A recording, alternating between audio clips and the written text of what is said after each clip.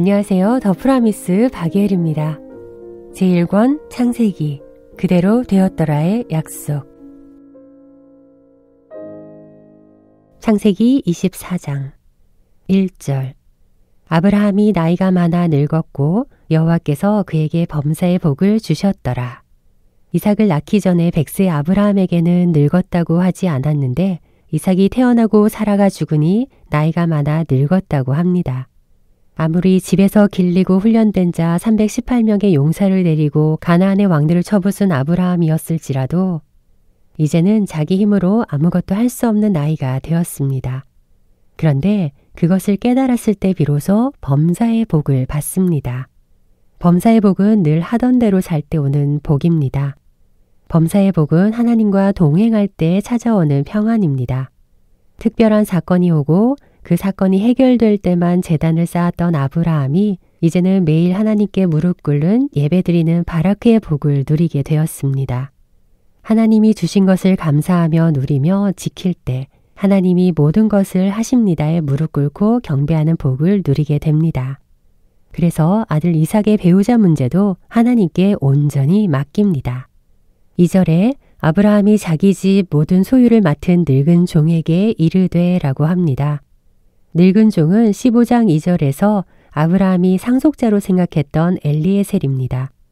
아브라함의 소유에는 애굽에서 얻은 수치의 재물, 그랄 왕에게서 얻은 수치의 재물도 포함되어 있습니다. 그러나 늙은 종만큼은 아브라함이 어떤 인생을 살았는지 모든 시간을 함께 지내온 종입니다. 먼 친척에게 가려면 젊은 종이 나을 텐데도 자기 집의 모든 소유를 맡은 늙은 종에게 부탁합니다.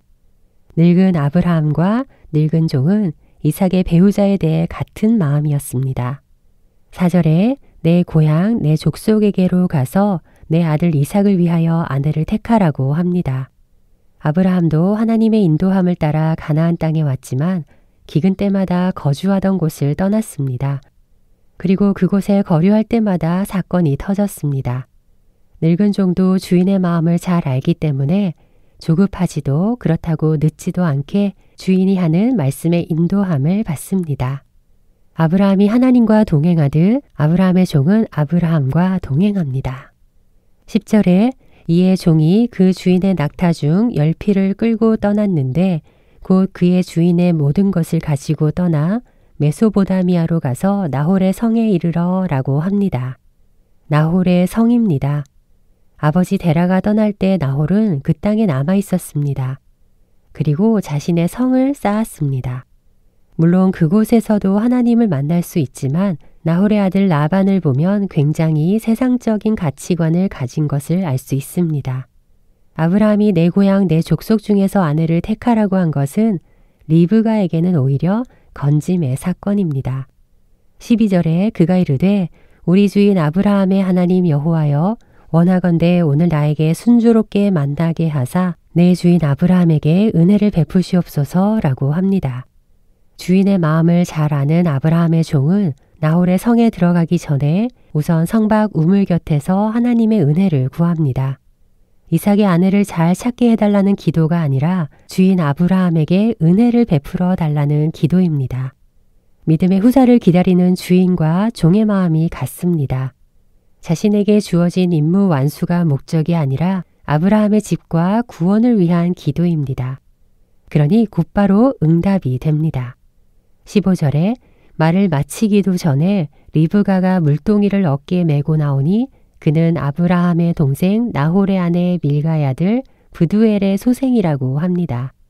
나홀과 밀가의 아들 브두엘의 딸입니다. 기도를 마치기도 전에 기막힌 타이밍에 나타난 리브가는 친족 아브라함의 조카의 딸이었습니다. 리브가는 그물끈이라는 뜻으로 연결해서 묶다의 의미입니다.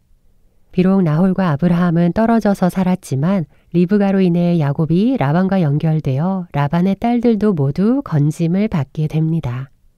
21절에 그 사람이 그를 묵묵히 주목하여 여호와께서 과연 평탄한 길을 주신 여부를 알고자 하더니 라고 합니다. 아브라함의 종은 왜 리브가를 주목하여 봤을까요? 리브가가 들고 온 물 항아리는 소녀가 들고 온 물 항아리입니다. 가득 채워도 10리터 정도일 텐데 아브라함의 종이 데리고 온 낙타가 무려 10필입니다. 10필의 낙타가 모두 물을 마시려면 몇 번이고 물을 기르러 왔다 갔다 해야 합니다. 그런데 이 리브가가 급히 와 달려가서 라고 합니다. 20절에 급히 물동이에 물을 구이에 붓고 다시 기르려고 우물에 달려가서 모든 낙타를 위하여 깁는지라 라고 합니다. 리브가가 기쁘게 그 일을 감당하는 모습을 아브라함의 종이 묵묵히 바라보고 있습니다. 신부감으로 만나지 않았어도 칭찬해주고 싶은 소녀인데 기도가 마치기도 전에 나타난 이 소녀를 놓칠세라 가장 중요한 질문을 합니다. 내가 누구의 딸이냐 확인을 하고 내 아버지의 집에 우리가 유숙할 곳이 있느냐 라고 묻습니다. 아브라함의 종은 아직 자신의 정체를 밝히지 않습니다. 이 소녀가 과연 나그네를 대접하고자 하는지 확인합니다. 24절 25절에 그 여자가 그에게 이르되 나는 밀가가 나홀에게서 낳은 아들 부두엘의 딸이니이다. 또 이르되 우리에게 집과 사료가 족하여 유숙할 곳도 있나이다 라고 합니다. 아브라함의 형제 나홀의 이름을 확인한 아브라함의 종은 머리를 숙여 여호와께 경배하고 찬송합니다. 27절의 찬송의 원어가 바라크입니다. 하나님의 역사하심에 아브라함의 종이 저절로 무릎을 꿇습니다. 모든 것이 하나님의 인도하심을 고백하지 않을 수가 없습니다. 28절에 소녀가 달려가서 이 일을 어머니 집에 알렸더니 라고 합니다. 어머니 집이라고 합니다. 10절에 나홀의 성이 메소보다미아에 있다고 했으니 일부 일처제가 아니었을 가능성이 있습니다. 리브가가 어머니 집에 들어가자 라반이 리브가의 코걸이와 그 손의 손목고리를 보고 그 리브가가 그 사람이 자기에게 이같이 말함을 듣고 그 사람에게 나아갑니다. 31절에 라반이 이르되 여호와께 복을 받은 자여 들어오소서 어찌 밖에 서 있나이까 내가 방과 낙타의 처소를 준비하였나이다 라고 합니다. 여호와께 복을 받은 자여 라고 부릅니다. 메소보다미아 세상에서 만난 하나님은 다른 신과 다를 바 없는 기복 신앙입니다. 아직 아브라함의 종이 혼사 문제를 알리지도 않았는데 라반은 유숙할 곳을 마련해 줍니다. 이처럼 라반은 세상 가치관으로 계산이 빠른 사람입니다.